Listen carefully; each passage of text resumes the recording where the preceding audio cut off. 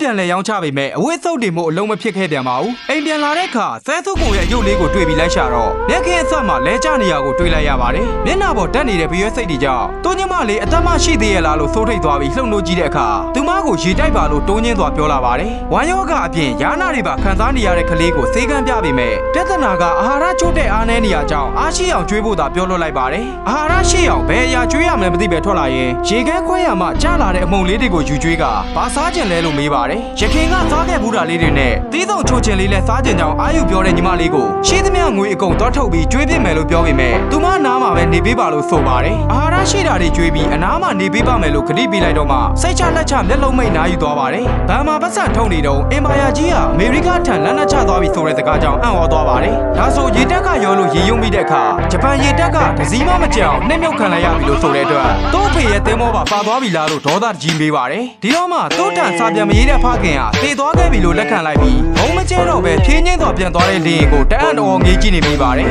ကရုံးချင်းထံပြန်ရောက်လာတော့ဆဲသုကိုလေးကပါဇက်လေးတစ်မြုပ်မြုပ်နဲ့တကူကိုတိုးချင်းသွားရေရွတ်နေပါတယ်အနီးကတေချာကြည့်တော့မှချိုချင်ပူးလေးအတွင်းမှာရောင်းသုံးကော်လီတွေတွေ့ရပြီးပါဇက်အတွင်းထဲငုံနေရကြောင်းအဲ့လိုမလုပ်ရဘူးလို့မှားလိုက်ပါတယ်အင်အားချင်းနဲ့နေတဲ့ကလေးကကြောင်ကဒန်းနေနဲ့ရှော့လုံးတွေကိုထမင်းသုံးဆိုကသူ့ကိုကျွေးနေပါတယ်အဲ့ထဲပါလာတဲ့ဖျဲသီးကိုခွဲပြီးပါဇက်အတွင်းထည့်ပြီးလိုက်တော့စားကောင်းတယ်လို့ဆိုပါတယ်အာဟာရရှိစေဖို့ကျဲဦးနဲ့ဆံပြုတ်ပြုတ်ပြီးမဲ့ဆိုတော့ကျေးဇူးတင်ပါတယ်လို့တူတူလေးပြောပါတယ်ဆဲတာမသိလိုက်တာကအဲ့ဒီစကားဆဲသူကိုထံကနောက်ဆုံးကြားလိုက်ရတာဖြစ်ပြီးထိုတိုင်းလေးပဲမျက်လုံးတွေပိတ်သွားခဲ့ပါတယ်တိုက်ဆိုင်သွားကြားလာတဲ့မှုန်တိုင်းနဲ့အတူညီမလေးရဲ့အနောက်ကိုတညလုံးပွေ့ဖက်ထားမိပါတယ်နောက်